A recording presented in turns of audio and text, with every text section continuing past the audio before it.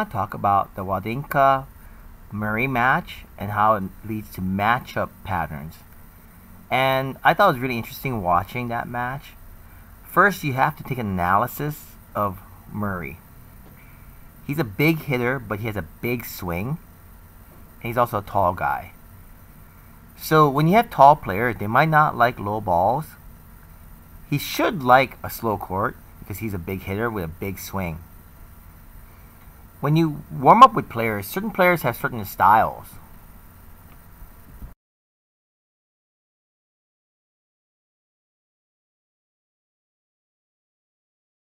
For example, like you have people that have big swings, so they need time. You have people that have short back swings, that are flat hitters, and you have leeches. And what do I mean by a leech? I think Murray is sort of a leech, meaning if you hit pace to him, he times the swing back to you, and he brings it back to you harder. Some people have short swings and do it. Some people have big swings and do it.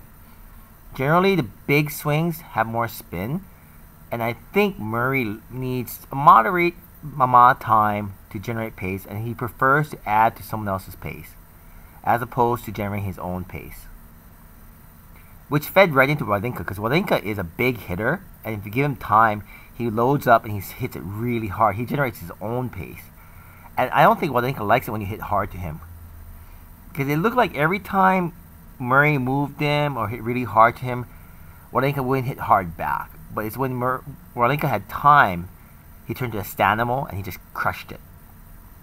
So it was kind of a matchup issue.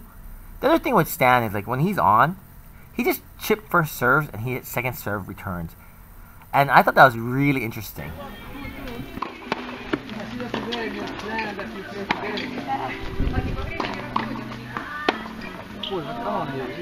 It looked like he was just trying to neutralize his first serve, and it gave him time to recover. Just get the chip back deep. It's hard for Murray to attack a low ball, and then Wawrinka, they'll loop it back like this, and Wawrinka would set up and crush it. It's also the variety issue too when you slice and loop. So I think the plan for Wawrinka was to neutralize the first serve of Murray, get into the rally, and hope for a shot where he can set up and hit it. The other thing that was interesting was the drop shot pattern. Wawrinka had a very odd reply. Normally, on a drop shot, you drop shot back. So Murray would hit the drop shot, and Wawrinka would come in. And normally you hit a short angle cross-court drop shot or down the line drop shot.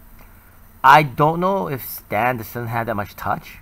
But whenever he came in and the ball was below the level of the net, he would hit the ball deep. He wouldn't try for a drop shot. I understand that Murray uses drop shot as a kind of a break your rhythm kind of pattern. And that's a good time to use it too. It's like you don't want the baseline to have that rhythm as they hit shots to you. So Wawrinka would come in and he would hit line or deep cross. And Murray would take the traditional middle position, anticipating short drop back. And then I saw a couple of drop shots in the fourth set and fifth. I only started watching from the fourth set. And it looked like that was a good pattern for Murray to have because it makes Wawrinka tired. And he was hitting the odd reply because normally he's supposed to drop shot back, but it was working for him. The fifth set there were none of those things happening. The other thing too is you want to have preset rally patterns, and so Wawrinka likes to crush it down the line. Like if you pull him out wide and he sets up, he's going to crush it down the line, forehand and backhand. And that's a tough shot. And so normally people are trained to watch for the cross court forehand return. But if you got this shot, then use it because people aren't trained to respond to this shot. It's a hole in my coverage that I don't cover the down the line from the outside position because it's such a low percentage shot. But the Stanimo, when he's in the zone and he's pulled out wide, he just starts crushing it down the line. He also has this killer cross-court backhand. You get into a rally with him, and normally Murray rallies with someone cross-court with his backhand because I actually think Murray's backhand is better than his forehand. But Stan would line up this mean, tight, angled cross-court backhand and hit really hard, and that would just start opening court because one, Murray would get the ball back, but Murray's off court. He's inside the doubles alley or beyond the doubles alley, and then opens the court. So what you need to do is Stan would only crush it if it was hit to him as a medium height ball. So to me it seemed like Murray was trying to loop it high to neutralize Stan's power, but it was important that you loop and make Stan move. If Stan were to set and step into a shot, he will crush it. If he has to wait for a ball, he'll step in and crush it. So you have to judge what your opponents are doing to you in the course of a match. Of course, this was a 4-hour match. So when you play someone for 4 hours, every possible permutation comes out, and you kind of know what their favorite shots are. But Stan also has this crushing inside-out forehand, and he can go down the line with it. And he was using this on into the rally when he could use it, and which I thought was odd, because I actually thought Wawrinka's backhand's better. I think it's odd because when you hit this forehand, your opposition, it opens up the down the line slightly, especially on clay. But Stan just hits the ball so hard. So if you hit this shot, just be aware of the down the line shot that your opponent can hit to you. And gamble also, because he also would gamble on the return and hit down the line. And he would do this with backhand too, in the course of rally. So you kind of have preset kill shots.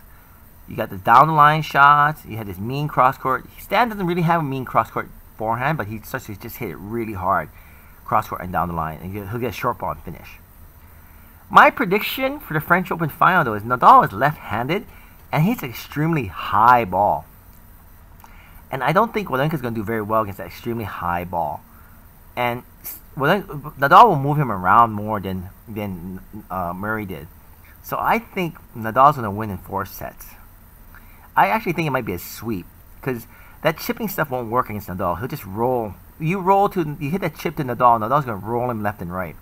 And if you move Wawrinka from the very beginning and can't set, he won't hit the ball crushingly hard.